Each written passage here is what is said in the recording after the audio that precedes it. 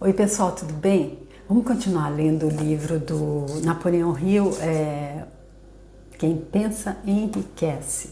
Esse livro que nós já fizemos alguns vídeos anteriores, a gente já está lendo ele, a gente está chegando aqui no passo número 4. Ele divide o livro então por passos, não por capítulo, e ele diz que o livro ele realmente traz o segredo para que nós possamos enriquecer. Como é que ele encontrou esse segredo?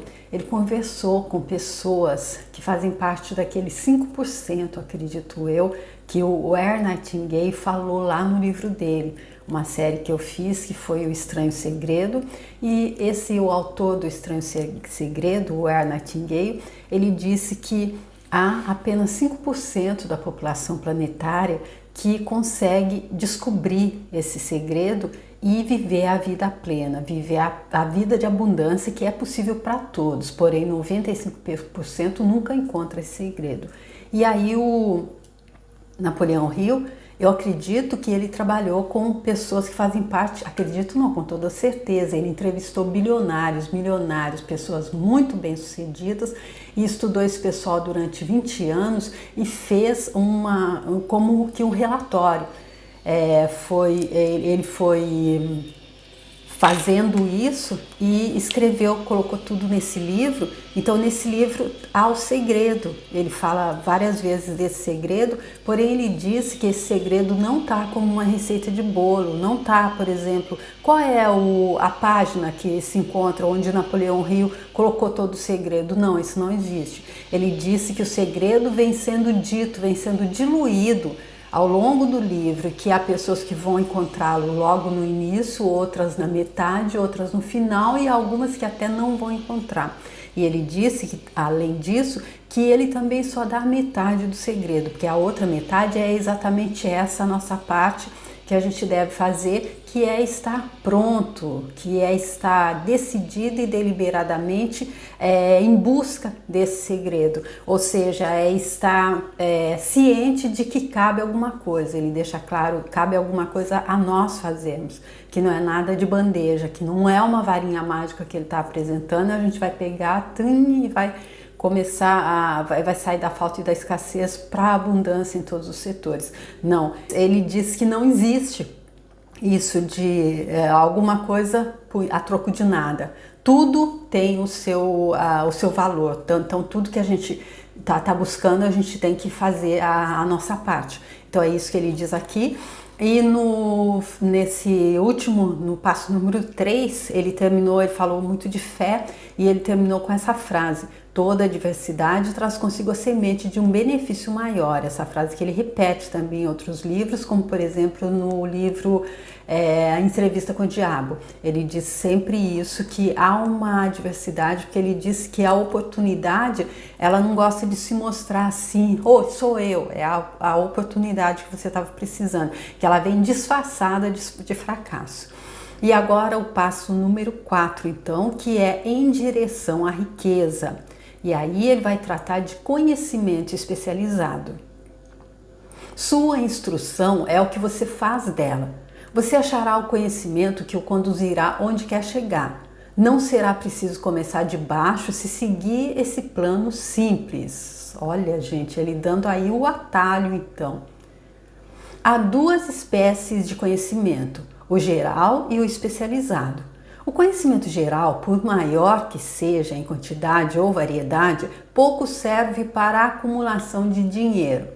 As congregações das grandes universidades possuem em conjunto praticamente todas as formas de conhecimento conhecidas da civilização. A maioria dos professores tem pouco dinheiro.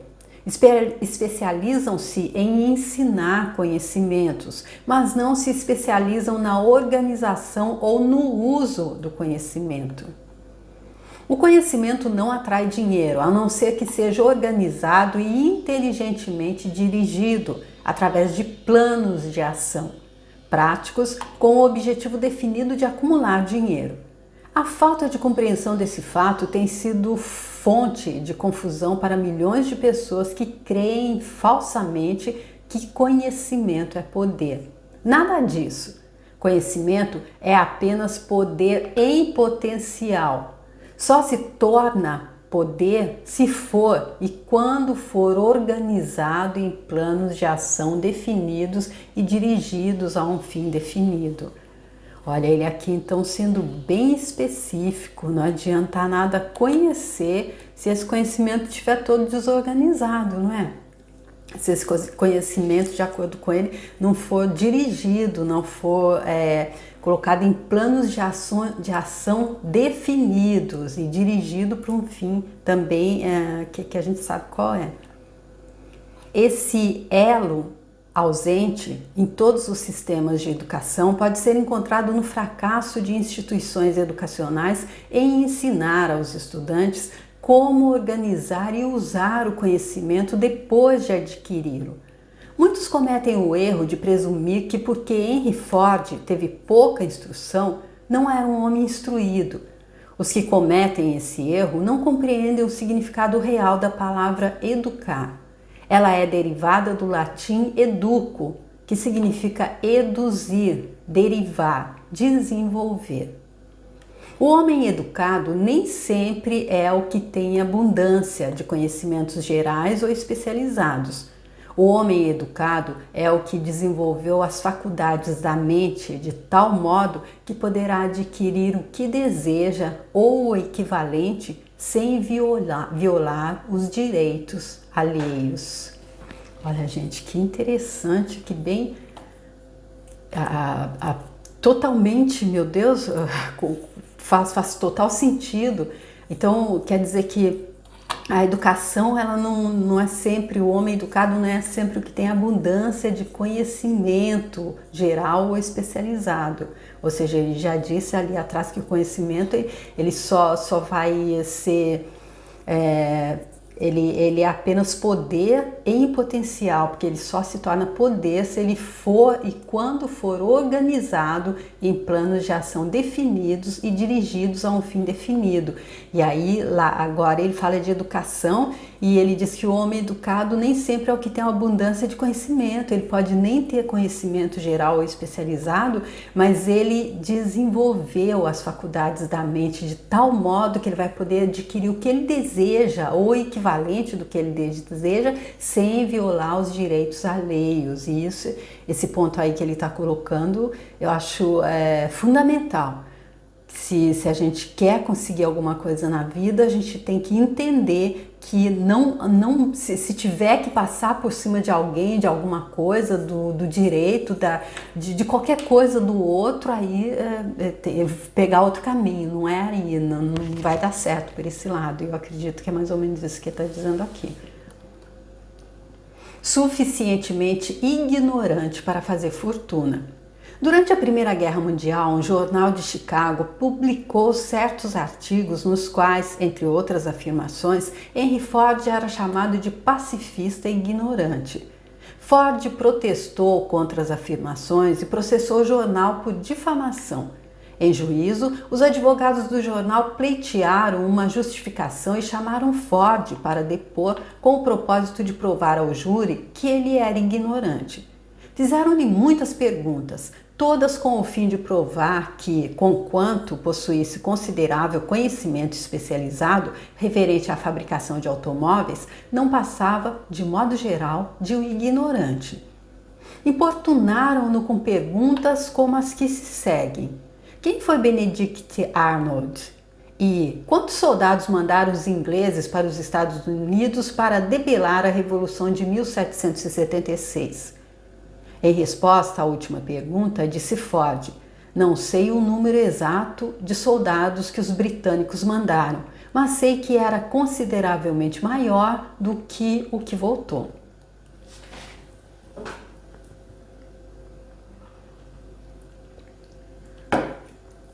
Afinal, Ford cansou-se dessa espécie de perguntas e, em resposta a uma especialmente ofensiva, debruçou-se, apontou o dedo para o advogado que a fizera e disse: se eu quisesse realmente responder a pergunta tola que o senhor acabou de fazer ou a qualquer outra que me foi feita, deixe-me lembrar de que tenho na minha mesa uma fileira de botões elétricos. Se aperto o botão certo, posso chamar à minha presença para me auxiliar homens que podem responder a qualquer pergunta que eu queira fazer, referente ao negócio a que venho devotando meus esforços. Tenha, pois, a bondade de me dizer por que iria eu atravancar a cabeça com conhecimentos gerais para poder responder a perguntas se tenho homens à minha volta capazes de fornecer qualquer conhecimento exigido. Certamente havia muita lógica nessa resposta. E aí ele mesmo já disse aqui, em alguns capítulos anteriores, que a gente tem que também que tá se associando, que está buscando quem nos ajude, porque como ele já disse ali, o conhecimento sem estar sendo o conhecimento, seja ele geral ou específico, é poder em potencial. Então, se temos, como ele está dizendo aí, pessoas, se a gente se associa a pessoas que sabem, por exemplo, um presidente, ele não precisa ser um economista, ele não precisa ser um médico, ele vai chamar um médico para ser o ministro da saúde, vai chamar um economista para ser o ministro da fazenda, e ele vai, é exatamente isso que Ford está dizendo aqui, não é? Então, tá sabendo se associar e ficar junto com aqueles que podem estar somando.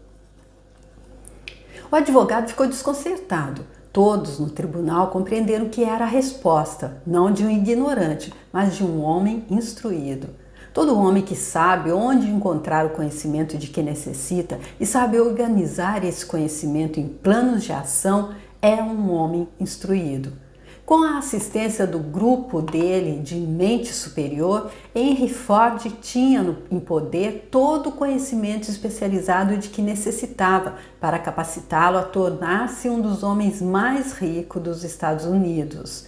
Não era essencial que tivesse o conhecimento em sua própria mente. Ou seja, ele mostrou que ele era instruído, porque ele soube então encontrar o conhecimento que ele sabia e organizar esse conhecimento em planos de ação. Ou seja, ele encontrou as pessoas que tinham aquele conhecimento que ele necessitava para que a empresa dele fosse tão bem sucedida, sem ele ter necessidade de ele próprio estar indo lá e adquirir esse conhecimento. Então, é isso que mostrou então, que ele era um homem instruído. É fácil adquirir conhecimento.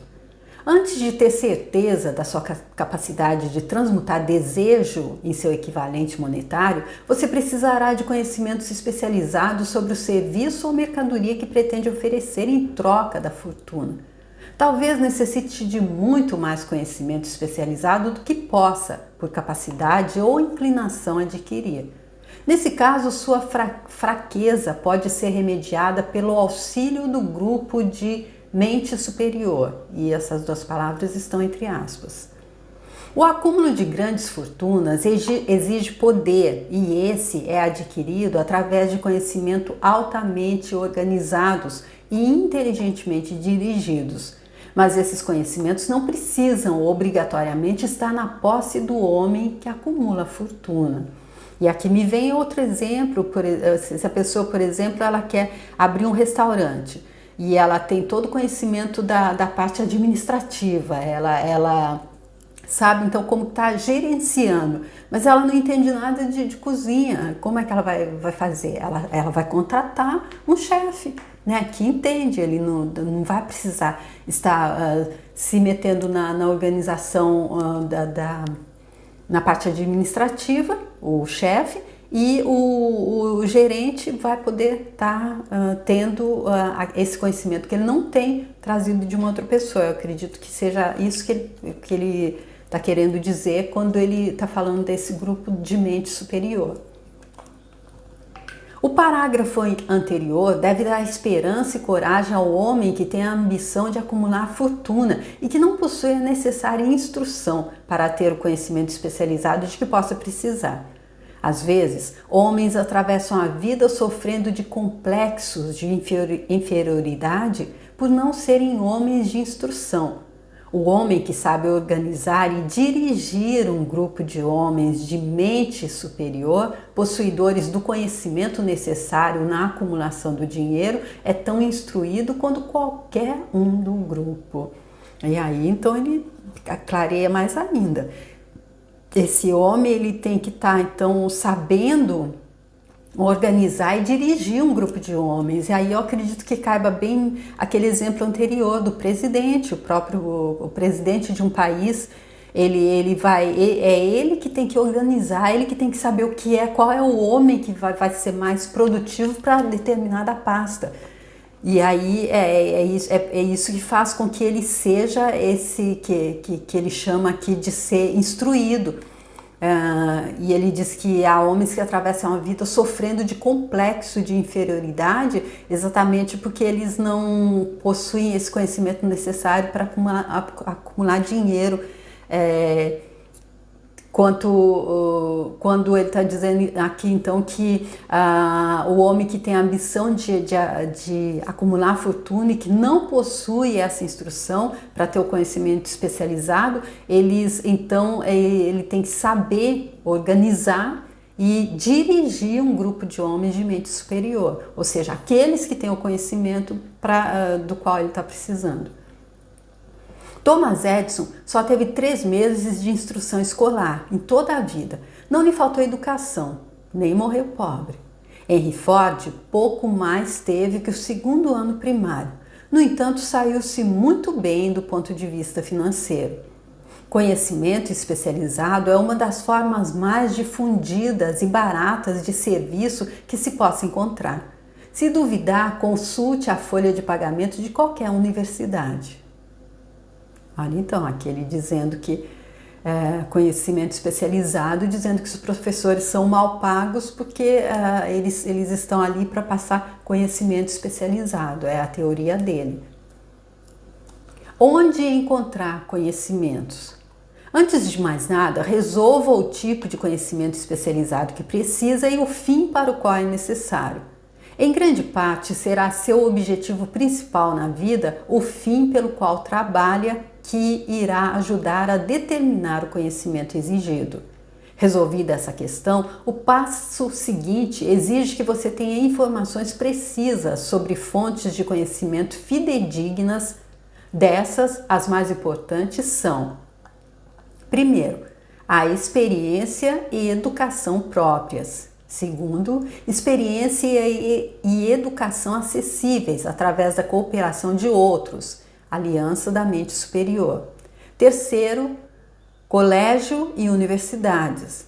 Quarto, bibliotecas públicas, em livros e revistas em que pode ser encontrado todo o conhecimento organizado pela civilização. Quinto, cursos especiais de treinamento em escolas noturnas e cursos domiciliares em especial. Ao ser adquirido, e aqui eu acredito que como esse livro é bem antigo, aqui se ele estivesse escrevendo hoje, ele diria também, ele colocaria aí um 6º, que são cursos online, que são vídeos online, o que tem de curso, de tudo que você procura na internet hoje, é aquela coisa, até eu acredito que o público das bibliotecas públicas, eu não sei hoje, mas eu acredito que deve ter diminuído bem. Ao ser adquirido, o conhecimento precisa ser organizado e aplicado para um objetivo definido através de planos práticos. O conhecimento só tem valor pelo que se aproveita da aplicação dele a um fim útil. Outra vez, ele dizendo, o conhecimento só se torna poder quando ele é aplicado, para um fim útil. Aí ele se torna o poder da pessoa de estar alcançando então aquela prosperidade, que é do que ele está falando aqui. Se você pensa em instrução adicional, resolva primeiro qual o objetivo do conhecimento que procura. Depois, indague onde obter esse determinado tipo de conhecimento. Por exemplo, aquele lá que está construindo o restaurante, ele tem que então primeiro decidir qual é o objetivo do conhecimento que ele procura, o objetivo do conhecimento de gastronomia, de culinária. E depois indagar onde ele pode obter esse determinado tipo de conhecimento. Homens de sucesso em todas as profissões jamais param de adquirir conhecimento especializado relacionado com o principal propósito deles, negócio ou profissão. Os que não têm sucesso geralmente cometem o erro de acreditar que o período de aquisição de conhecimentos termina quando acaba a escola. A verdade é que a instrução escolar pouco mais faz que encaminhar a pessoa no sentido de aprender a adquirir conhecimento prático. A ordem do dia é a especialização. Essa verdade foi salientada por Robert Moore, ex-diretor de colocações na Universidade da Colômbia, numa notícia de jornal. Especialistas mais procurados. Particularmente procurados por campanhas de colocações são os candidatos que se especializaram em algum campo, diplomados em escola de comércio, concurso de contabilidade e estatística, engenheiros de todas as espécies, jornalistas, arquitetos, químicos e também dirigentes excepcionais e homens de atividade da classe adiantada. O homem ativo na universidade, cuja personalidade faz com que se dê bem com todos e que foi bem nos estudos, tem uma superioridade marcante sobre o estudante estritamente acadêmico.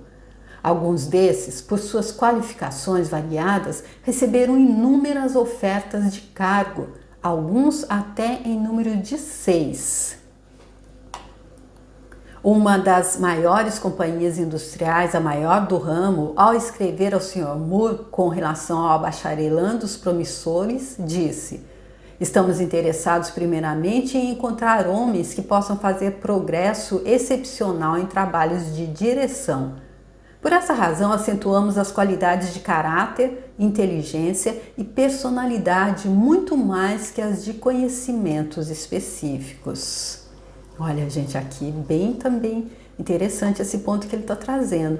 Então, a pessoa pode ter todos os conhecimentos específicos, mais de um até, mas aí eles acentuam as qualidades de caráter, inteligência e personalidade, muito mais do que as de conhecimento, porque eu acredito que a pessoa pode ter todo o conhecimento, o cozinheiro que essa pessoa está buscando, ele pode ter todo o conhecimento de como fazer a melhor comida possível, porém se ele não tiver caráter e se ele não tiver inteligência também para estar preparando, estar rebuscando no cardápio, estar inovando, e se ele não tiver personalidade para fazer com que a comida dele seja única também de alguma forma, aí isso também é por isso que eles estão buscando esses 3 pontos, acredito eu. Propondo um sistema de aprendizado de estudantes em escritórios, lojas e indústrias durante as férias de verão, o Sr. Moore declarou que, depois de 2 ou 3 anos de colégio, todo estudante deveria ser convidado a escolher um curso futuro definido e parar se estava apenas passando agradavelmente, sem nenhum propósito, por um currículo acadêmico geral. Aí então, aquilo, se a pessoa está fazendo o curso só por fazer, ele propõe que se pare. Ou se não, ele diz que ele deveria ser todos os estudantes então deveriam ser convidados a escolher um curso futuro definido. E se está ali só para adquirir o diploma, para dizer que estudou, então ele aconselha que se pare. Colégios e universidades devem encarar a consideração prática de que todas as profissões e ocupações agora exigem especialistas, disse ele, propondo que instituições educativas aceitem responsabilidade mais direta na orientação vocacional. Uma das fontes de conhecimento mais honestas e práticas acessíveis aos que precisarem de instrução especializada são os cursos noturnos, que funcionam na maioria das grandes cidades. Os cursos por correspondência fornecem treinamento especializado em todos os lugares onde chega o correio norte-americano, sobre qualquer matéria possível de ser ensinada pelo método de extensão. Uma das vantagens do estudo domiciliar é a flexibilidade dos programas de estudo, que permite que se estude nos momentos livres. Outra vantagem domiciliar, se o curso for bem escolhido, é o fato de que a maioria dos cursos oferecidos por escolas de ensino domiciliar fornece generosos privilégios de consulta de valor inestimável aos que precisam de conhecimento especializado. Seja onde for que você more, pode aproveitar os benefícios. E aqui mais uma vez, hoje a gente está muito melhor colocado, muito melhor como que diz, aparelhado para tá alcançando esse ensino, essa instrução que ele está dizendo aqui, que teria que ser feita dessa forma noturna ou em casa, mas com a ajuda dos correios, não é? Agora a gente tem a internet. Estudo e autodisciplina. Tudo que se adquire sem esforço e sem gastos geralmente nos parece de menor valor, às vezes até sem valor nenhum. Talvez por isso é que aproveitamos tão pouco nossa maravilhosa oportunidade em escolas públicas. A autodisciplina que se recebe de um programa definido de estudo especializado compensa até certo ponto a oportunidade perdida quando o conhecimento pode ser adquirido sem gastos. Escolas por correspondência são instituições comerciais altamente organizadas. As taxas de inscrição são tão baixas que são forçadas a insistir em pagamentos rápidos. Sendo obrigado a pagar, tenha o estudante boas notas ou más. O efeito é de seguir o curso até o fim, quando de outra maneira desistiria. As escolas por correspondência não insistiram suficientemente nessa questão, pois a verdade é que os departamentos de cobrança delas constituem a melhor espécie de treinamento em decisão, rapidez e o hábito de terminar o que se começa. Então, olha aqui, ele trazendo isso da gente valorizar aquilo que pelo que a gente paga, porque a gente encontra muita coisa também de grande valor para conhecimento gratuito na internet. E às vezes até eu fiz, e já até disse isso em um vídeo anterior, não sei qual, que eu fiz um curso, fiz vários cursos, mas em um do Marcos Trombetta, no último vídeo ele diz: parabéns se você chegou até aqui, porque a maioria não chega. Então, mesmo às vezes pagando, a gente não tem o que ele está falando aqui, autodisciplina, aquela coisa de realmente eu vou fazer, não, eu vou realmente fazer, eu estou procurando, eu escolho ter esse conhecimento especializado, então eu vou adquirir esse curso, eu vou investir nele, mas eu não vou investir só monetariamente, eu vou investir o meu tempo e vou decididamente fazer e tirar o melhor proveito. Aprendi isso por experiência. Há mais de 45 anos, matriculei-me num curso de propaganda por correspondência. Após 8 ou 10 lições, parei de estudar, mas a escola não parou de me mandar as contas. Além disso, insistia no pagamento que eu continuasse os estudos, quer não. Quer queira, quer não. Decidi que se tivesse de pagar pelo curso, a que me obriguei legalmente, deveria completar as lições, se tivesse de pagar para aproveitar meu dinheiro. Achei na época que o sistema de cobrança da escola era bem organizado demais, mas aprendi mais tarde na vida que essa era uma parte valiosa do curso pela qual nada se cobrou. Sendo forçado a pagar, continuei e completei o curso. Descobri mais tarde que o eficiente sistema de cobrança da escola valera muito como dinheiro ganho, que por causa do aprendizado de propaganda que tão relutantemente terminei. Ou seja, ele se obrigou a terminar porque ele teve que pagar. Então, nesse caso, eu acredito que ele está até mais disciplinado, porque às vezes a gente paga, perde o dinheiro e não conclui, não é isso? Nunca é tarde demais para aprender. Temos em nosso país o que se diz ser o maior sistema de escolas públicas do mundo. Uma das coisas estranhas a respeito dos seres humanos é que só dão valor ao que tem preço. As escolas gratuitas dos Estados Unidos e as bibliotecas públicas gratuitas não impressionam as pessoas por serem gratuitas. Essa é a principal razão pela qual tanta gente acha necessário adquirir instrução adicional depois de deixarem a escola e irem trabalhar.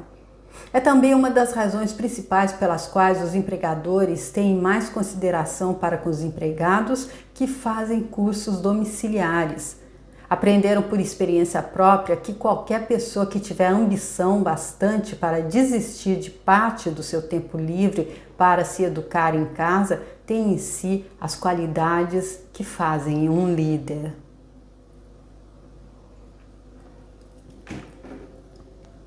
Existe uma fraqueza nas pessoas para a qual não há remédio. É a fraqueza universal da falta de ambição. As pessoas, principalmente as assalariadas, que reservam o tempo livre para estudo domiciliar, raramente ficam por baixo durante muito tempo. A ação delas abre caminho para a ascensão social, remove muitos obstáculos do caminho e conquista o interesse amigo dos que têm o poder de encaminhá-los para a oportunidade. Ou seja, todo esforço será recompensado. Aquele que, como ele está dizendo, reserva o tempo livre para estudar, para se especializar em alguma coisa, ele tem as qualidades que fazem um líder e ele vai remover os obstáculos do caminho. Ou seja, ele está fazendo a parte dele, não é? Eu acredito que é só isso que o universo espera da gente, que nós façamos a nossa parte. O método do estudo domiciliar de instrução adapta-se de modo especial às necessidades dos empregados que acham, depois de deixar a escola, que precisam adquirir conhecimento especializado adicional, mas não dispõem de tempo livre para voltar à escola. Stuart Austin preparou-se para ser engenheiro construtor, seguindo essa carreira até a depressão limitar o mercado a ponto de não lhe proporcionar a renda necessária. Fez um inventário dele mesmo, resolveu mudar de profissão para ser advogado. Voltou à escola e fez cursos especiais, preparando-se para advogado de partido. Completado o curso, passou nos exames e logo se impôs na profissão.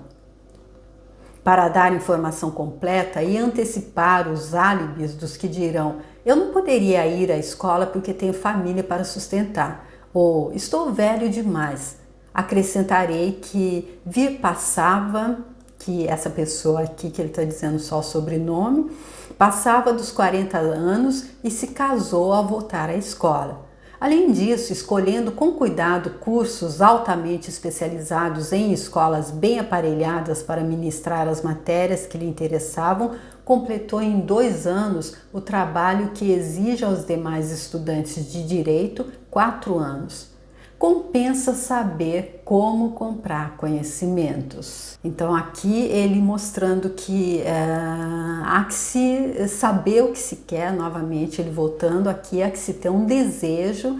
Eu acredito que é aí que todas as histórias dele, ele está mostrando ali nas entrelinhas aquilo que ele já trouxe no início, que ele diz que o segredo ele vem diluído aí ao longo do livro. Então aqui, com esse exemplo, ele está mostrando que a pessoa, quando ela viu que o mercado, a depressão fechou o mercado dele, ele não conseguia mais estar como engenheiro, ele resolveu mudar de profissão, ele teve essa determinação e aí ele teve o desejo também de estar se especializando então e se tornando advogado. E aí ele diz que para aqueles que dizem que eu não poderia porque tenho família para sustentar, ou já passei da idade, ele diz que então ele tinha mais de 40 anos e depois que entrou na escola ele se casou. Então, e ele soube também como tá buscando as escolas melhor aparelhadas para as matérias que ele estava buscando. Ou seja, ele fez a parte dele e aí ele termina dizendo: compensa saber como comprar conhecimentos. Então, esse capítulo ainda vai continuar, esse 4º passo ainda continua, não termina aqui, mas para não ficar muito longo, eu vou fazer ele em 2 partes então, e aqui a gente fica então com essas dicas que ele trouxe nesse capítulo, nesse 4º passo, que é o passo então onde ele fala da necessidade da especialização, conhecimento especializado, mas ele também disse que conhecimento geral ou especializado não é poder, ele só se torna poder quando a gente coloca ele em prática, quando ele tem um objetivo definido e ele entra como um plano de ação. Então, eu espero que tenha sido, que vocês entenderam, que tenha sido contribuição, então, a leitura dessa parte desse capítulo, que vocês possam estar encontrando, possam estar começando a encontrar, se já não encontraram, o segredo que ele disse que está aí. E uma das coisas também que eu notei é que o livro dele não vem, como que diz, capítulo 1, capítulo 2, vem passo 1, passo 2, e ele também dá ali, agora aqui nós estamos, por exemplo, no passo número 4, ele traz os 6 passos ali para ganhar dinheiro, que a gente já passou aí em um vídeo anterior, que ali ele dá realmente como se fosse uma receita de bolo. Então eu acredito que ele coloca dessa forma, talvez não seja assim só por ser, não é? Por que ele não colocou capítulo 1, capítulo 2, e sim passo 1, passo 2? Porque eu acredito que tem que ser passo a passo, não é aquela coisa que cai assim do céu, não é aquele salto quântico que hoje a gente está aqui nessa realidade do possível, limitado, e amanhã a gente já está na realidade do possível. Eu acredito que possa acontecer, mas depois que a gente tiver entendido o que está aí, que ele está explicando, né? Acho que é mais ou menos isso, não sei se ficou claro, tá bom? Então vamos lá, passo a passo, vamos entendendo o que é que o grande Napoleão Hill tem para mostrar para a gente, o que foi que ele aprendeu com esses bem-sucedidos que ele estudou durante 20 anos, tá bom, gente? Eu agradeço muito vocês por terem vindo comigo até aqui, espero muito contar com vocês para o próximo vídeo. Obrigada, tchau!